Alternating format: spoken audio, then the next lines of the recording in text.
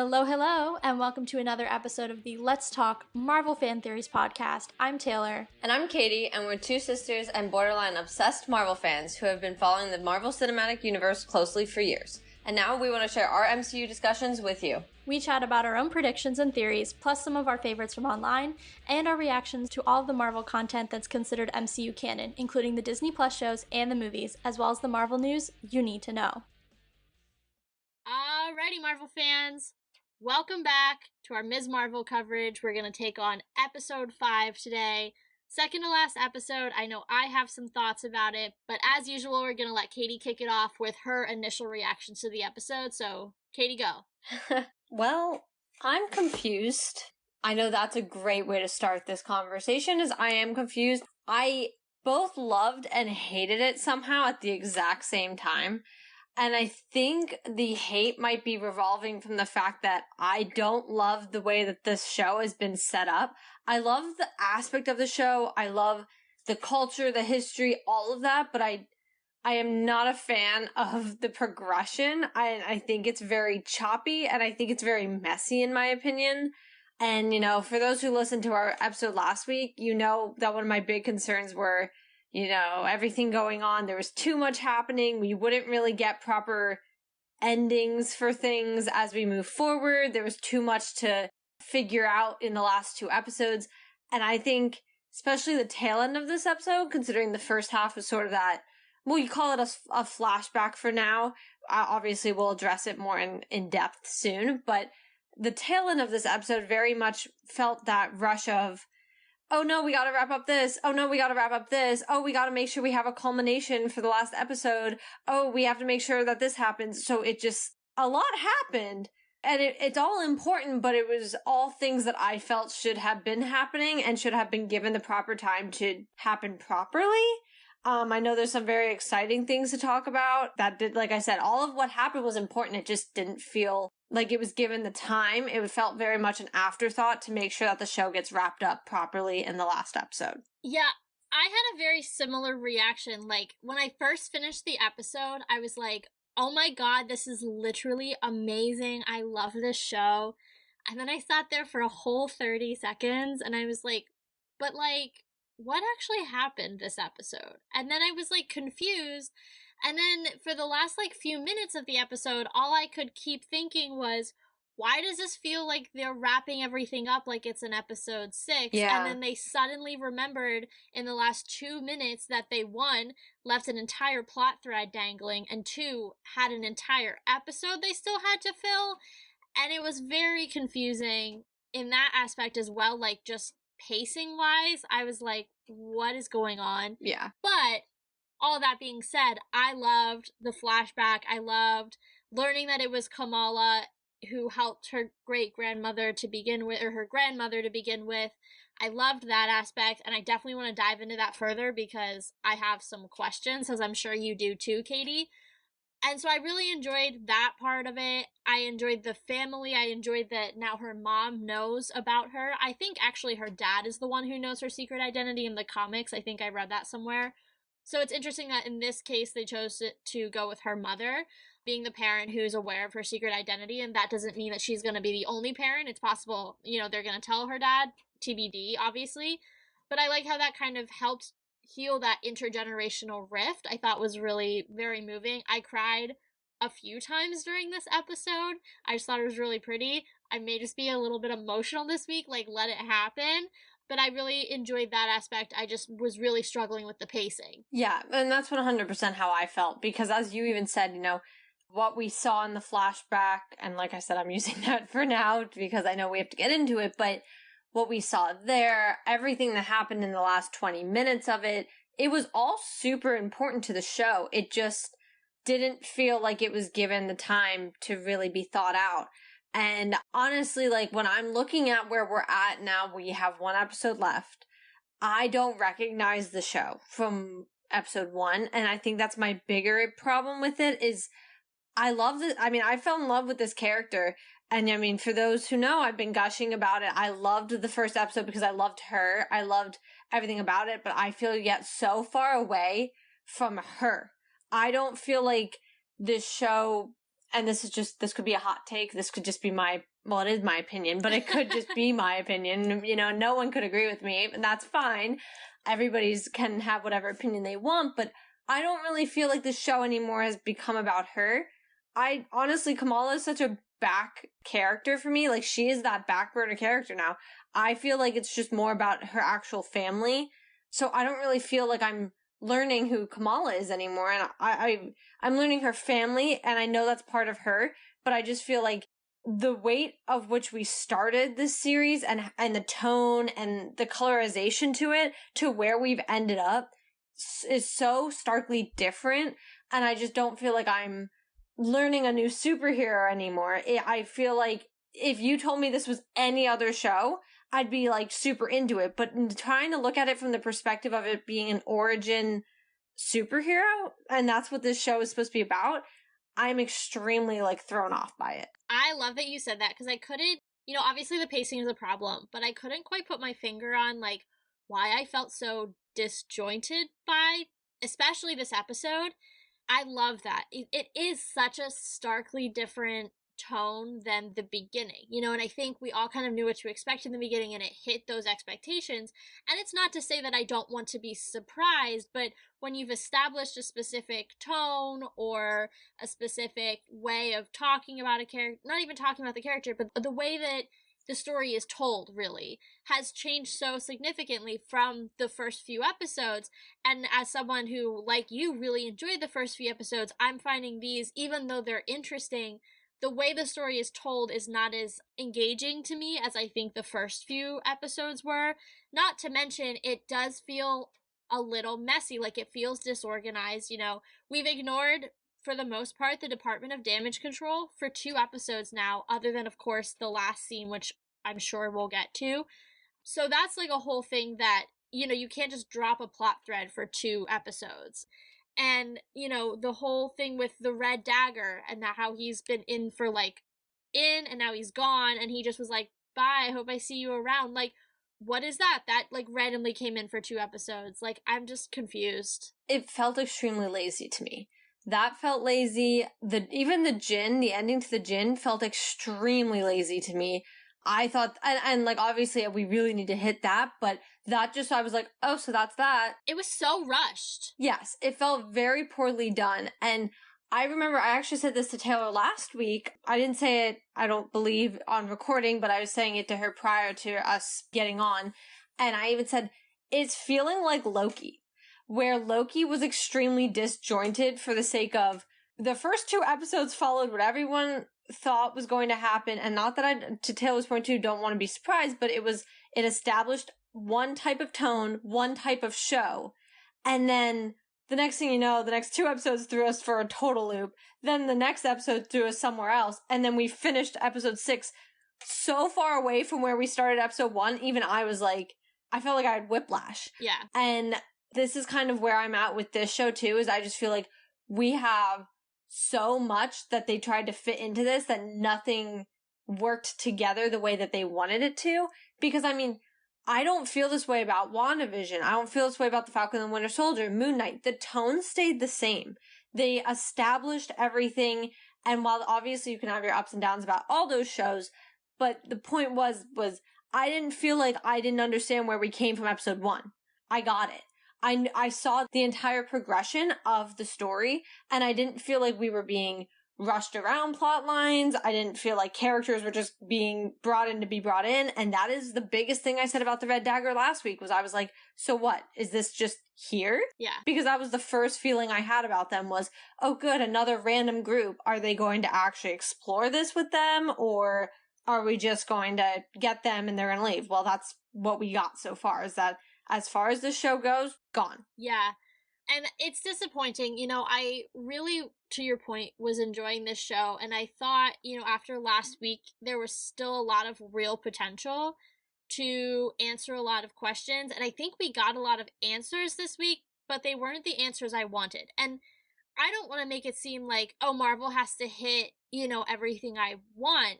That's not true, because that means you're never going to be happy, right? They're never going to hit exactly what you want. Right. But I felt like consistently the choices that they were making were less grandiose than they A, should have been, and at the B, very least, could have been. So let's dive into the whole going back in time thing, because that was one of my biggest problems with the episode, because I still don't have a clear idea, and so I want to talk through this with you because I have some things. Right. So from the get-go, last episode and with our blog post, I pretty much wrote we have 3 options with where this was going. We were going to be in a memory, we were going back in time, or we were in a different universe or something of that manner was going on. So we found out we did somewhat kind of go back in time. So that was a confirmation. But that doesn't mean that wasn't extremely confusing, because the problem is we've seen time travel before, right? This is not new for us. I mean, literally all of Endgame. Major plot point. Yes. But the Loki show has established that the Avengers were meant to go back in time. That was part of that whole thing. That was the only way to save the universe, was like this was a meant thing to happen. And we have to remember that this is our timeline, and we know it is because they've been very vocal about Kamala being in love with all the Avengers, and everything that's happened has been up to par with everything that has happened, since Endgame, or towards Endgame. So now I'm like really thrown off because I guess she essentially would do this. Okay, I'm just going to start with this. If you've watched Harry Potter and the Prisoner of Azkaban, this is what is happening in this episode. Yeah, no, that's such a good metaphor. Yeah, and I use that because I actually don't verbally know how to explain it, other than the fact that if you understand or have watched that movie and you kind of get what's going on there, that is the exact same thing that is going on in episode 5. Which, to be fair to Harry Potter, and this is nothing against Harry Potter because we're both fans, but I still to this day don't really get how that works. I don't get it. It's such a circular... That's why I made the metaphor, because I don't know how to explain it. I just know how to relate it to something else. It's such a circular logic, like chicken and egg type thing. Like, they have to go back in time to do it, but they have to do it to go back in time. So it's like, well, what happened first? Because some initial action had to take place first. It's kind of the same idea, exactly, actually, the same idea here. Obviously, if Kamala doesn't save her grandmother, she's not born. But if she's not born, how does she go back to save her grandmother? Is it because Loki has shown us that every moment in time is always happening at every time? Like, is that how it works? We're getting into time travel, and I have literally stopped watching shows because of time travel elements, so I am not the expert here. You all know how much we don't like time travel. No, I used to be such a big fan of The Flash, and then they started doing time travel as a regular part of the show, and I stopped watching. I was like, no, I don't want to do this. Well, and I think the problem for me is, okay, if it's kind of like what happened in Harry Potter, I'm like, I don't love it, I don't really get it, but that's fine. Like, it's the plot device, I go with it, I go with the flow, we move forward, fine. Problem is, Harry Potter never established time travel. Yeah. Prior to that happening. The MCU did. And so, with us having an established time travel format and an explanation to it already that came out of Endgame, and then on top of that having what the TVA has told us and what we've been exposed to in Loki, this makes this part of the show extremely confusing. Because it's more, and it's not that I don't, like I said, on surface level, I get it. I understand what happened. I understand what took place. But it makes how it's happening, I guess, is the better question, the bigger problem. Yeah, I think it's honestly one of those things that they're just like with Harry Potter, where they're very much like, just don't think too hard about it. Like, just let it happen. And to your point, that's really hard to do when we've been conditioned as fans not only to theorize, I mean, that's just part of it, but really, especially with things like Loki and Endgame, to think about time travel in a very critical way. Yeah. So if you're going to set a precedent for really establishing time travel, for really analyzing time travel, you can't then ask your fans to just take a leap of faith for you as you're trying something completely new with time travel and not give them the explanation for how it happened. Because now too, and I just had this thought when you were talking, like, those rips that we thought were like rips in a universe, are those actually like the equivalent of TVA doors? Because that's essentially what it has to be. It's not like she's going to another universe. She's clearly still in her universe because she's affecting her own life further on. Yeah, I guess what really throws me off is like, it's one of those things where everything always has to line up the same exact way in order for it to keep the story moving. So if anything happens wrong at least once, it would technically create the butterfly effect, which we've been taught is not how we are supposed to look at time travel. So I'm just very overwhelmed with this piece. I do want to at least give credit. I know we did a shout out last week to a Twitter user who was tweeting us, and she was correct. She was saying that she believed that the Trail of Stars was actually Kamala. So she was completely right about that. So congrats to her. Good call on that one. Kudos. Yeah, but I will say I don't get it. I don't. I think it was. I understand the weight of it, but I don't. When you have to look at it logistically, it doesn't really work out for me. No, it just doesn't fit the already established rules of the universe. And so it's confusing for that sense, you know, because you can't even say, oh, well, Aisha has a different type of magic. I mean, I guess maybe you can because she's from a different universe, but that still wouldn't change the laws of time travel of this universe, even if she has a different type of power. So it's very confusing, and it was a little frustrating. And then, you know, I guess I said before, you know, the rips have to essentially be the equivalent of a TVA door, but then we saw the rip coalesce into a door to another dimension, and it actually reminded me a lot of when Fury is using the Space Stone in the Avengers and Loki is opening it, and it just kind of sits there and swirls right before he comes through because he's about to open it from the other side. Yeah. That's what it looked like to me. So I don't understand, is it a doorway to another time? What is another dimension? Because that is still not clarified for me if it's another universe or another, like, part of the dimension. I'm just very confused. Well, what really bothered me as far as like confusion levels and got me kind of frustrated because I was trying to understand was the show established it wasn't a doorway because they couldn't go back. Yeah, what was that? So I've been seeing a lot of theories about the possibility of it being related to Terrigen gas or mist. Okay, thank God. And that being why both of the clandestines that were left, when they went to touch it and go to it, it like kind of made them look like a cocoony sort of thing, but then they just like died because they weren't Inhumans.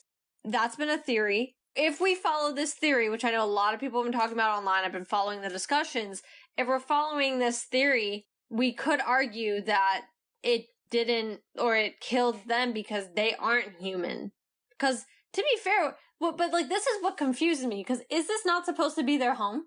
That's why I was very confused. Well, yeah, and not to mention, if Kamala is descended from a Jinn, then she should not have been able to, quote-unquote, undergo Terrigenesis, because it should have killed her the same way it killed the other Jinn. You know, and Kamran had the same experience where it gave him powers, but it did not kill him, yet he clearly has Jinn genes, in fact, even stronger than Kamala's because he's a direct descendant versus, you know, a few generations removed. So that argument, like, while I really like the idea of bringing in Terrigenesis, because you all know, I've been pushing for that for weeks, it just has a lot of holes for me. Like, there's a lot of ways it doesn't work. Honestly, though, that's personally why I am having problems with the show, I think, as a whole, is that I'm kind of not following where A meets B, where B meets C, and where C meets D in order for this all to be a connecting story. So I'm extremely lost about that. I did understand that when the veil was open, the whole, you know, you could see that it was starting to spread out and try to destroy the world. I got that. I was like, cool, thank you for that, because you're showing a point you were explaining last episode. But the Jinn dying because of it felt a little weird, because wasn't the whole, like, they've been waiting hundreds of years to get sent home. and this was supposed to be the doorway back home, but instead they died, which I was like, okay. And then, immediately Kamala's like, I closed the veil. And so I was like, well, I guess she didn't, but like, the veil is closed, obviously. Well, sort of. It's kind of somewhat also delivered to Kamran, but it pretty much all happened in about, 3 minutes of the show? And I was like, were we not building up to this? So now I'm like, what are we building to in episode 6? Yeah, it felt very anticlimactic, especially because I don't really understand how muttering her son's name into the void and then dying closed the void. I don't either. Not really sure. I do want to quickly post two opposing theories, two variant theories, if you will, for why potentially they were killed for trying to come home. This is like scraping the bottom of the barrel at this point. One of them is, they did mention that they were exiled. Could it be some sort of protection to stop those who were exiled from going back? I think that's entirely possible, and also a very easy plot point to just keep going. It's not complicated. It pretty much makes things simple. The one that I like more, not because I think it's more realistic, but because it again brings in the importance of Terrigen, is, and this one's a bit wild, so stay with me on this one, if we want to follow the Terrigen theory, and it still doesn't explain why Kamala wasn't affected, but whatever, is it possible that the Kree, who we know conquer other lands, conquered the Jinn's homeworld, and that dimension is actually another word for another pocket in space? So, for example, when we see Dormammu in the dark dimension, he looks like he's kind of in space, right? So, is it possible that dimension is more akin to sector of space than it is to universe? Let's posit that theory. So then, say the Kree have taken over the Jinn's homeworld and have created Terrigen gas to perhaps convert people who maybe have Kree blood from generations of Kree spreading out, not necessarily taking over, but just, diaspora, to enhance them, but actually kill the people of the area. So pure, if you would say, quote unquote, pure Jinn.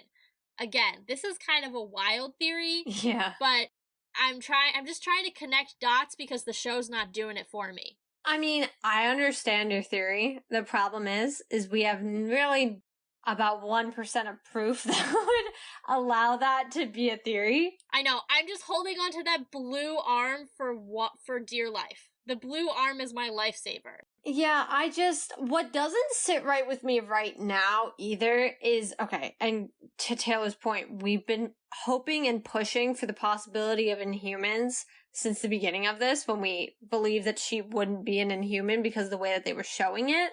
My other problem that kind of just blows a hole, in my opinion, is so far the only two that have been able to have powers. First off, Kamala pulls hers from the Noor dimension.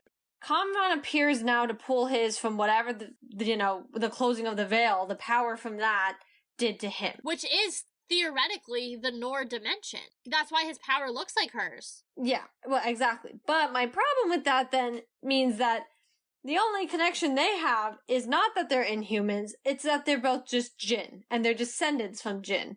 So that, for me, unfortunately throws a little wrench in the idea of there being Inhumans still, because now the only other person is somebody else who was a Jinn descendant. And that bothers me. I mean, we'll get into that, though. We'll get into Kamran in a second.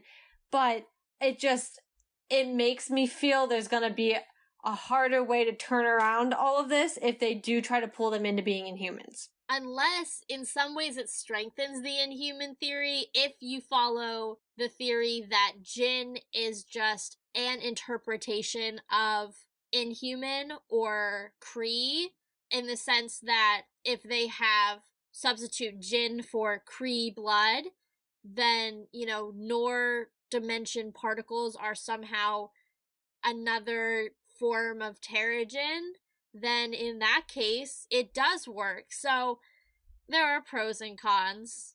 One other thing I just thought of when we were talking, and this may just be out of left field, but I just have I have some questions. What is the quantum realm, and how does it relate to everything else? Because we know you can time travel in it, and you know you have to be kind of small, but like, is that a rule? Like, I understand quantum particles, whatever, but like, just, time travel, it kind of glows the same way that, that door did. Is that another way that it's less about the TVA doors and it's more about somehow connecting to the quantum realm, which you can probably travel through space and time? We'll learn more about that in Quantumania, but I don't know. I'm really just like pulling from anywhere and everywhere just because I have no idea. I feel like I've actively tried to avoid bringing the quantum realm into any conversation because I already couldn't really follow what was going on in Endgame enough to feel comfortable bringing it up further on. There was way too much physics involved. Yeah, I am a not. Yep, I'm not a math. I was like, well, if I'm gonna say I'm not a math person, but then I'm sitting here and I can't speak English either. But I'm not a math person, so they lost me when they were getting into all the nitty gritties. My only thing is, if you're going to bring that up, I will say, now this is not, to my knowledge, should it not be considered MCU canon, but I do know on the Disney cruise, there is the experience, the Marvel, experience, and Kamala Khan is in the Quantumania, there's a whole thing, show thing. She is involved in that. However, take that as a grain of salt, because like I said, one, that might not be really considered canon, and two, I love you, but Sam, what are you doing there? So I don't really know if that necessarily can be taken as a full-blown connection, considering we do have, good old Sam Wilson, who I don't know why he'd be there. So I don't know if that helps or just makes things worse by bringing that up, but I am just, if we're going to talk about it, I'll throw it out there. And I have mentioned time and time again the amount of times Ant-Man has been brought up in this show.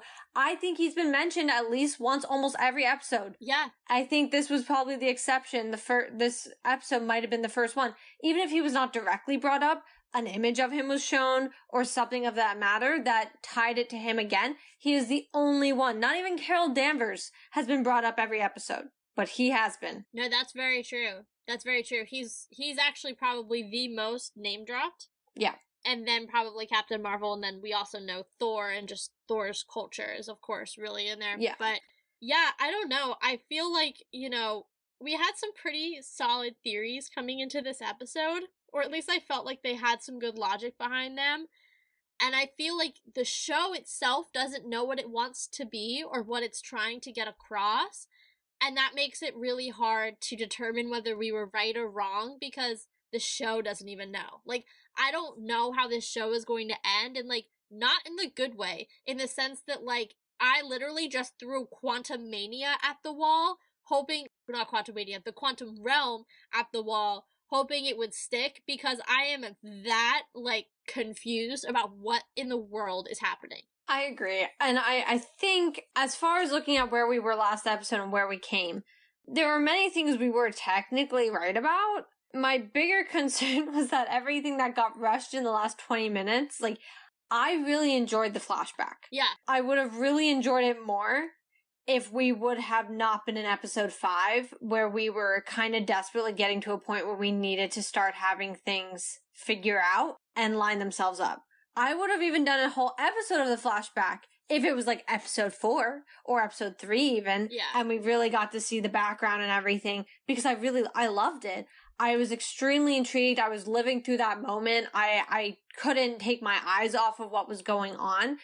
And then we end up back in present day and everything happens with the snap, and not the snap. I shouldn't use the snap. Happens with like a snap, and everything happens so quickly, and now I just feel very thrown off. So let's go one by one. We've talked about the veil. We've talked about the djinn. That was kind of just awkward. It was weird. It happened too fast. Don't really understand what it all meant, why they died. We threw some theories out that way. So we have our buddy Kareem just kind of take off. He's like, peace out, Girl Scout. You got this. Okay, I saw that coming as soon as they were introduced last episode. I was like, this is just gonna be the most random thing. And it was. They were literally a plot device to fill in a random baby hole of her story, and that was it. That really frustrates me. okay, fine. Her necklace is going to be her symbol. I think that's super cool. Yeah, I loved that. Yeah, that's super awesome. I really like that that's where they're going to put the origin of her lightning bolt. Oh, it's not really, I guess for us now, it's really not going to be the lightning bolt, but that's what it looks like, and that's usually what it would be in the comics. So then, you know, everything else that happens in Pakistan is like almost not important, right? Like, it's important to like her as a person and like their intergenerational conflicts, but like in terms of the larger plot and the conflict that theoretically is supposed to happen in episode 6, it really does not have a lot of bearing. Yeah, for the gearing up to what's supposed to be a climax, it definitely is like a slap in the face. And now here's my thing. If it was something like Loki, where I knew we were getting a season 2, and granted we didn't find out until at the end, but it was the type of show that, like, what repercussions was it going to have? We were already kind of taking a Loki that wasn't our Loki, so it was like it's not going to be able to directly affect the MCU in the way that he's going to be appearing in it because of that. So we kind of knew. Problem is the Marvels is like kind of right around the corner. If no one's been paying attention to the timeline of events, that is coming out next year. And I know we're like, oh, you know, next year. No, that'll be here so fast, because this time last year we were finishing up covering like Loki. And Black Widow. We're like literally almost 1 year to the day from Black Widow, which is insanity. Yeah, exactly. So if you want to think of how fast things have happened, we've had like 7 pieces of content since then that we have covered. So it will be here much faster than you think, especially considering She-Hulk is going to be a 9-episode series. That's a whole 9 weeks. That's more than 2 months that we're going to be covering one show. So keep that in mind. Things will happen very quickly. So that's why I'm like, well, there's not going to be able to be a season 2 that would be able to happen prior to the Marvels. So I can't even be able to comfortably write off things because I'm like, no, things have to finish. So, as far as the series, to your point, what happens in the rest of Pakistan, it didn't matter as far as the greater series. Obviously, like Taylor said, to Kamala's whole background and her family and everything, it was extremely important. But I will not lie to you and tell you I didn't have such a sigh of relief when I saw we were back in Jersey City. Oh my gosh, yes. I knew it was, and I'll give myself this. Actually, there's a lot of small things I'll give myself throughout this episode, because while I missed some of the bigger things, I pick up on dumb stuff or I predict really stupid things. But I said from the get-go, this show cannot afford to end in Pakistan. They cannot afford to leave every character they establish in the first 3 episodes stranded in those first 3 episodes. That is not right. And if they did that, this show would end horribly, because it wouldn't have been any sort of cohesion and it just would have been messy. So I was extremely happy that we were going back to Jersey City. I was extremely happy we got Bruno back, because he is so important to who Kamala is as well. But let's get into Kamran. I have called this that I thought this was going to be a villain origin story last week when he got, you know, pretty much stranded by his mother, and Loki a little stranded by Kamala too, who just up and let him get arrested and, you know, fled. So I'm just gonna say, as I think I've said before, in the comics, he kind of has his own villain moments. Do I think it might be happening? Yeah, actually, now that he has the powers and everything, my concern is I really hope he's not, like, considered the big fight of the last episode. See, I immediately thought of you when he came out from behind the dumpster. Actually, I thought of you before he came out from behind the dumpster, because as soon as Bruno walked out, I was like, my guy Kamran's gonna show up. And then he did, and I was like, oh man, here we go, he's gonna hurt Bruno, because you were in the back of my head. And then I was like, okay, he was like nice to him. They had this little moment where he was like, oh my god, I've been calling you Brian the whole time. He seemed sincere, and the only time he was even remotely aggressive towards Bruno was when Bruno was like, yeah man, like, you can't stay here. And he's like, no, I have to, like, my mom is coming. So, and then they had that bonding moment where Bruno was like, yeah, my parents are gone too.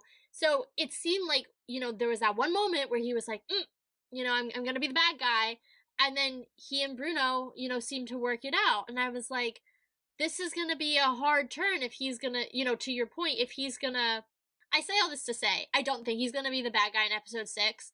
I think the only way that he could turn that quickly from having this bonding moment with Bruno to actually actively, wanting to hurt Kamala is if he misinterprets what happens to his mother or what happened to his mother at the Rift, because he clearly wants to find his mom and he doesn't, even though she left him, which boggles the mind, he still thinks she's coming back for him and that she loves him. So I don't think he's going to be the big bad in season 6. I think he could be a bad guy for her, like, down the road, but I don't think for an episode 6 we're going to see that turn. I think they might be planting seeds for later appearances for Kamala, whether she gets another season of this show after the Marvels or if she gets her own, feature film franchise. That's yet to be seen. I obviously don't think the Marvels is going to be the last place we see her. Solo, at least. I mean, obviously she's not solo in the Marvels, but just in general, she's gonna have more solo outings. Perhaps they're setting Kamran up the same way that they set up Mordo in Doctor Strange, but I don't think they're just gonna drop the plot thread the way that they dropped Mordo. I think this is actually a plot thread that they would be like, okay, we're gonna actually pick this back up when she's done grouping up with other Avengers.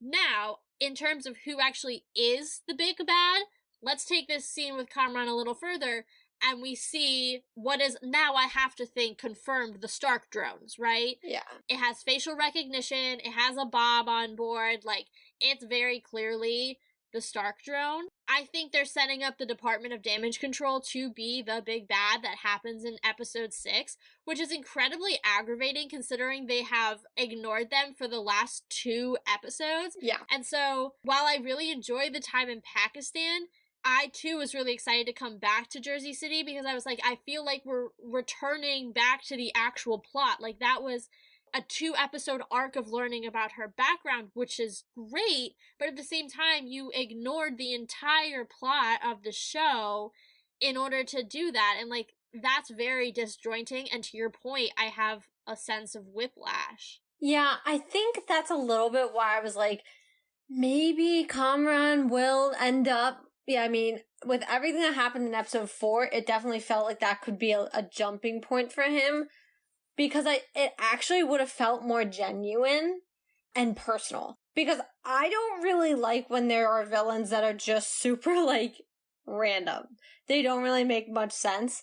And a little bit of a shout out to my girl Scarlet Witch in MOM, because that was a little random. Even she didn't think she was going to be the villain. So...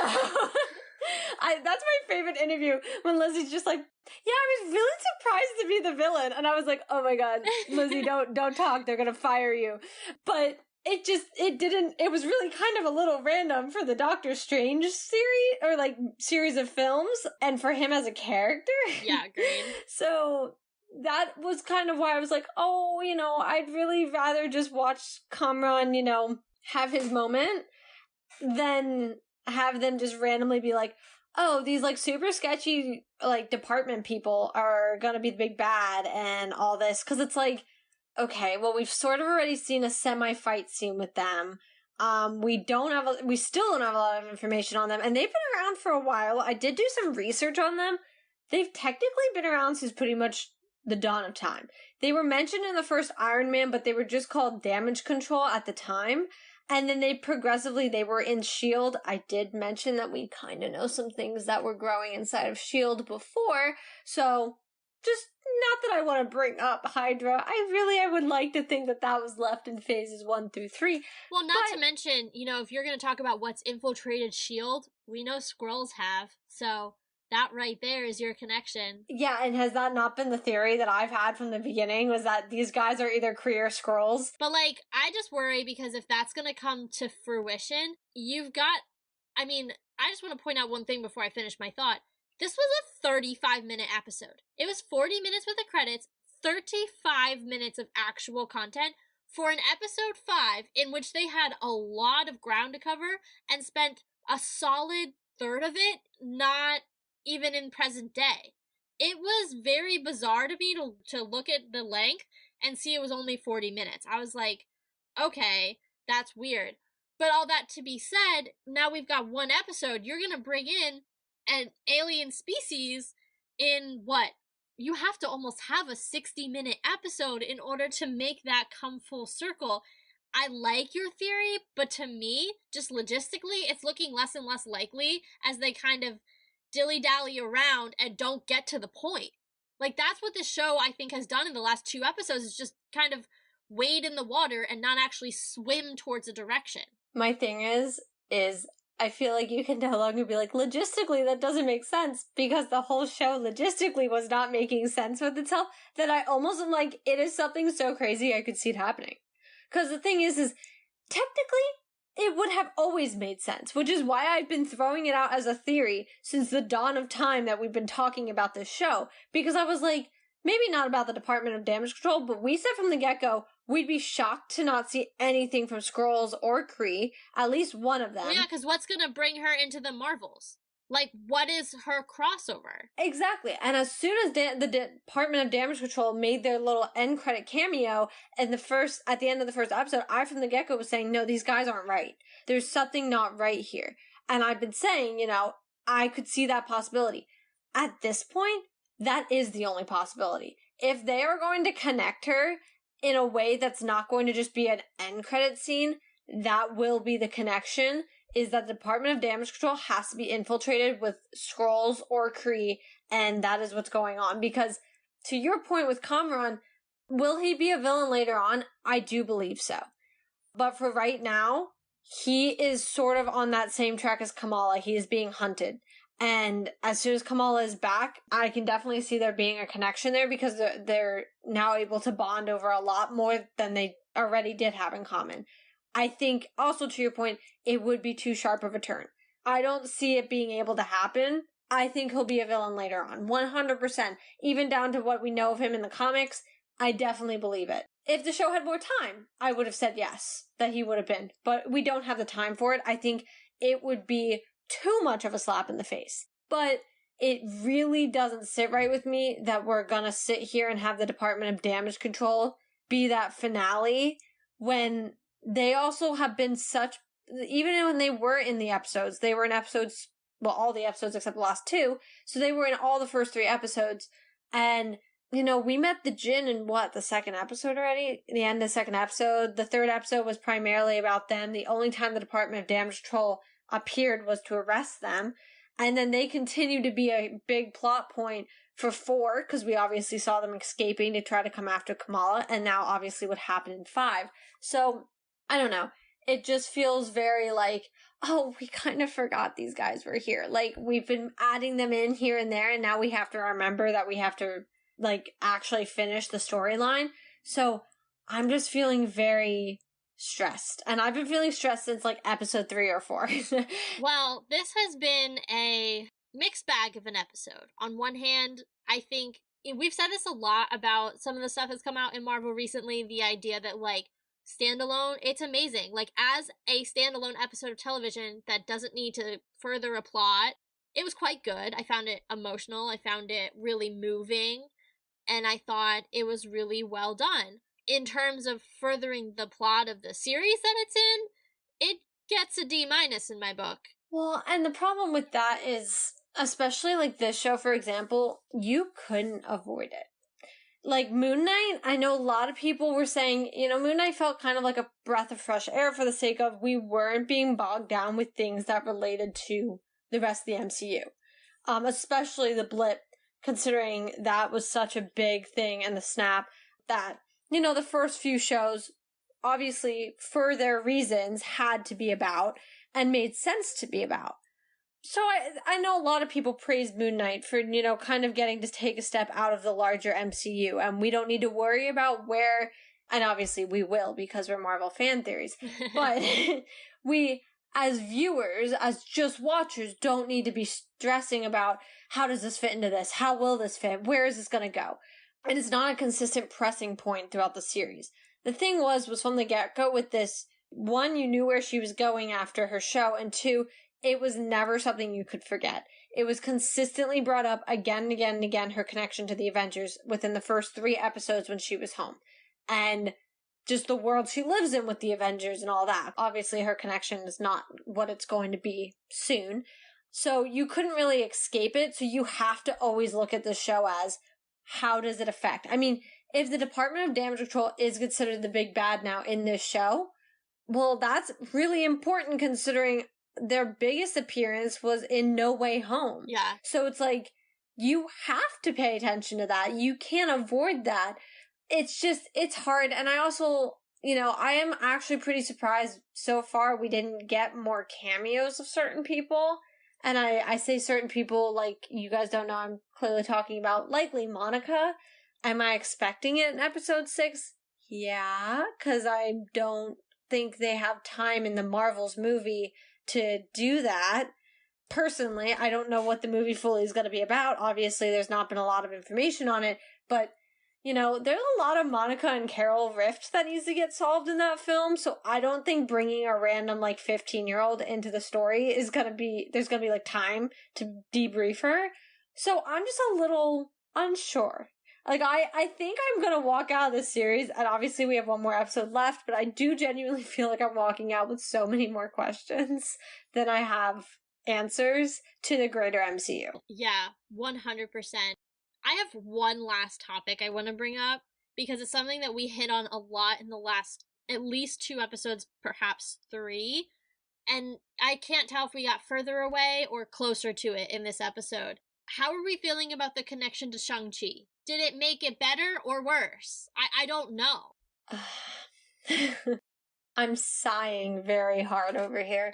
The thing is the connection was literally confirmed, right? So, we do have to look at it from that perspective. Is that episode 4, I believe, or episode 3? One of the two. 3. Was it 3? Okay. Did confirm there is connection. Okay, cool.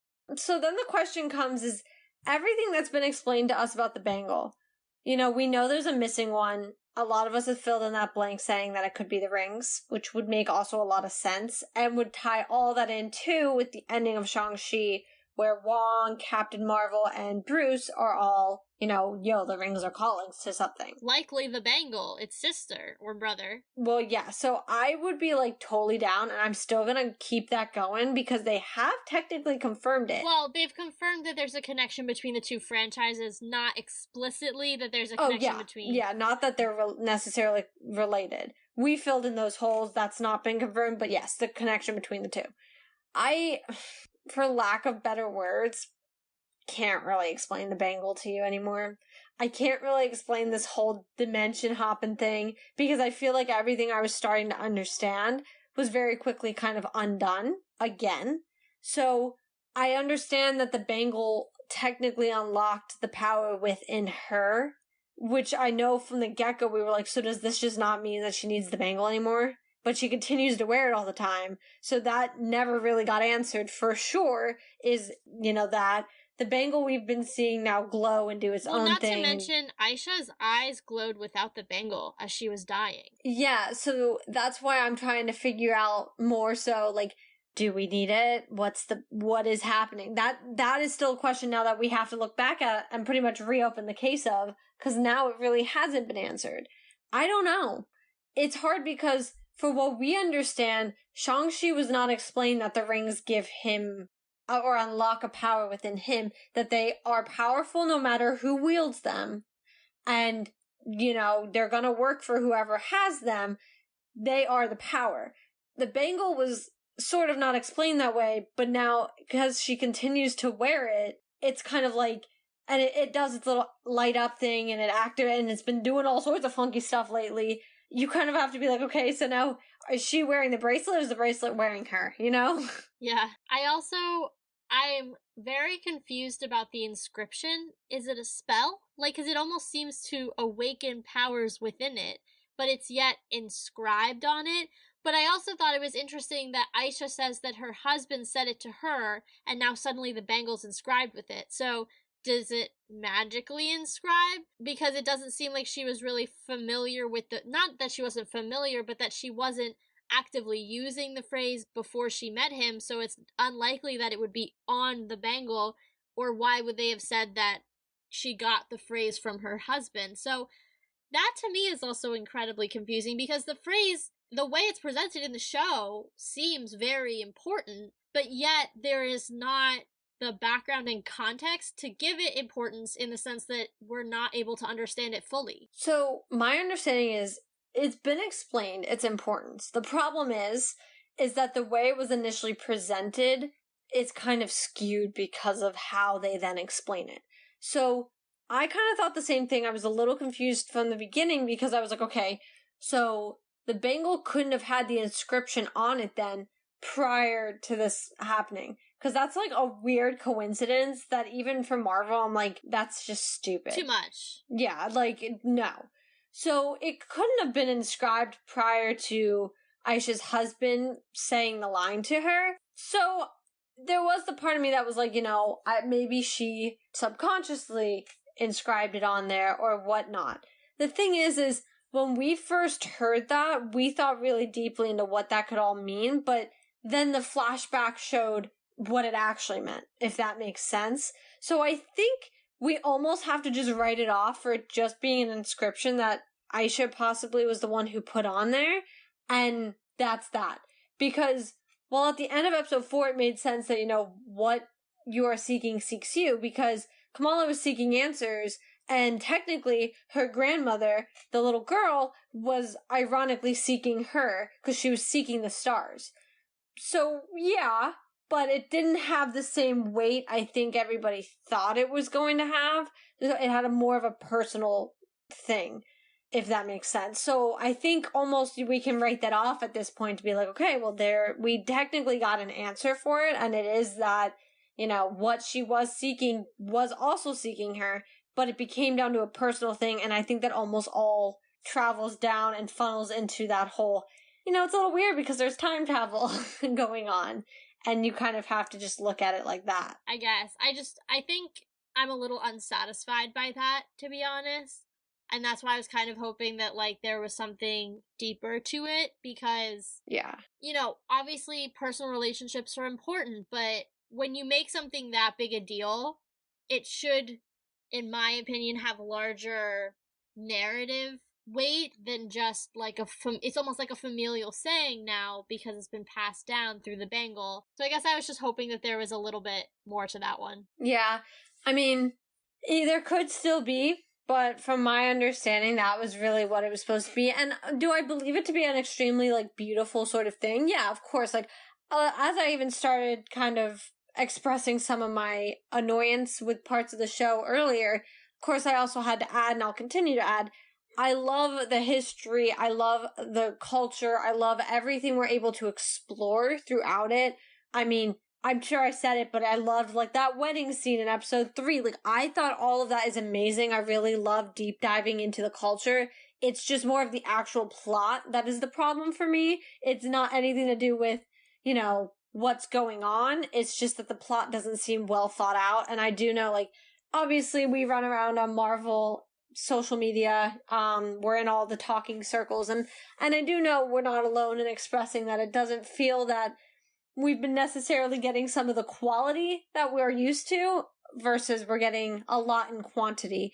Personally, I'd like to go back to getting less and it being a little more put together, in my opinion, than where I feel like we stand right now. That's just, once again, another one of my opinions of the matter. Is just, I would like to feel like I know what's going on. To your point, when we were seeing the old movies, or you look at the old movies, they were done with a fine point pen. They were precise. Think about Loki's line. I always come back to this, but Loki's line in the Avengers about Dracov's daughter. That paid off, what?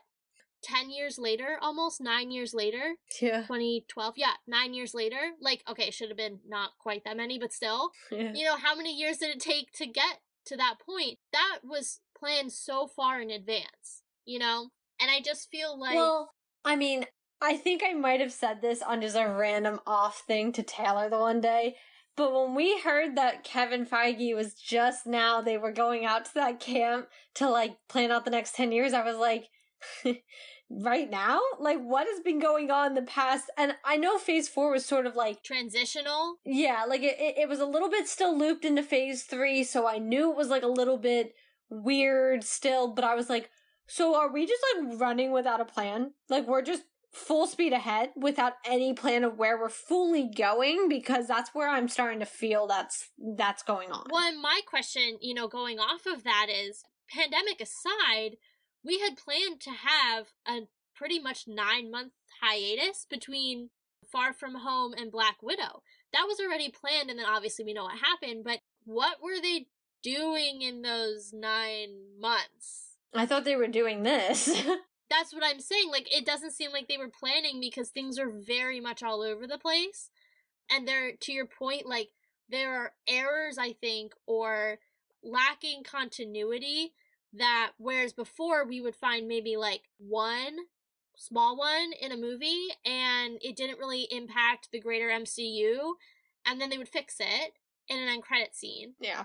But like now it's like general rules about time travel are being explained differently in different properties, and like you can't have your actual foundational universal rules be inconsistent. Yeah, I'm almost starting to feel like Kevin himself needs to write me like a rule book. Oh, I would buy the Kevin Feige rulebook / dictionary / MCU guidebook. I would buy 5 million copies and make it look like I had a pretty library. Yeah, just to like go through every property and pretty much explain everything that happened and why it's important and why it was happening. Because I love to theorize, but it's hard to theorize when I can't even predict like where things are going to go, because how am I supposed to predict when everything's all over the place? Yeah.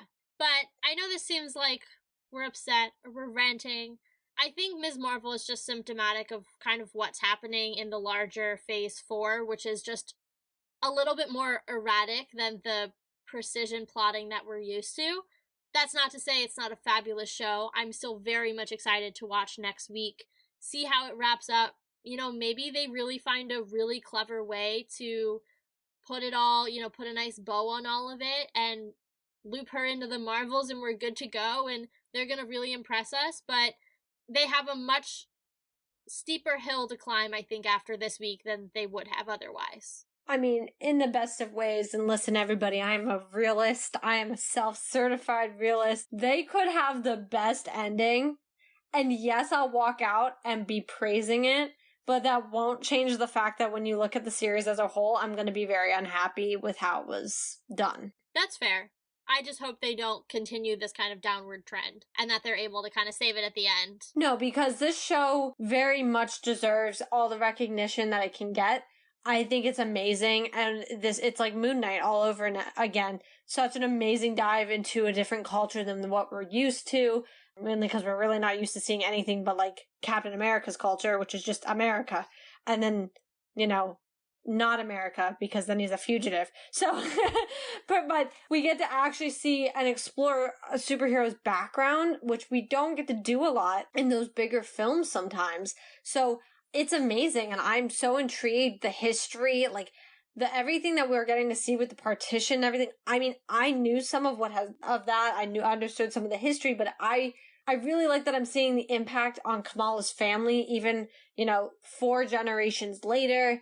I love it. I love all these aspects to it, which is why I really don't want them to screw up the plot of this show, because it's doing so much for me to be able to see this culture and just really understand, and be walking in the shoes of somebody else and love it and fall in love with it. So I don't want the plot to ruin what we're getting everywhere else. Yeah, I think that's super fair. I'm still excited for next week, regardless. But I am totally done. I have said my piece on episode 5. Katie is giving me the thumbs up, so that's telling me she is also feeling good about episode 5. So, if you have not already subscribed to the show, you definitely should, to catch our coverage of episode 6 next week as we wrap up Ms. Marvel Insanity. I know we say this every week, but this show has just gone so quickly. If you are a fan of the show and you've already subscribed, but you want to give us a shout out via a rating or a review, that is always welcome. And one of the best ways that you can support the show is by telling a friend and fellow Marvel fan. You can also follow our blog, where, as Katie mentioned, we have lots of extra information. She does a really good job doing some deep dives on research, so there may be things that we don't mention in the show, but Katie adds onto the blog for some extra context. And last but not least, from my side, you can also check out our Spotify page, which has playlists for each of the individual shows, one playlist for all of our coverage relating to the movies, and one additional playlist for all of the songs in the MCU that are available on Spotify. Make sure you guys are also following us on social media. Our Twitter is Let's Talk MFT. There we are sharing our theories and thoughts on episodes along with others' theories and thoughts and episodes where you can be tweeting us in live time and we can be interacting with you guys directly rather than, through a comment here and there or whatnot. We also have all our blog and podcast episodes go up on there so you can link directly to them and start listening or start reading, whichever one. So definitely make sure you guys are following us since it's easy to just get everything you need in one spot. Of course, this is a big week. We have Thor Love and Thunder coming out. So if you aren't, I guess by the time you're listening to this will be Friday opening weekend. So make sure you guys are definitely getting to go see it so that you guys can listen to our podcast covering it afterwards. Super exciting. And then, of course, we'll be getting into Ms. Marvel episode 6, the series finale, since I don't know if it'll have a season 2 or not. So we'll call it a series finale next week. So big week, lots coming out. Make sure you're keeping up with everything as Marvel just blew your mind. So let's talk about it.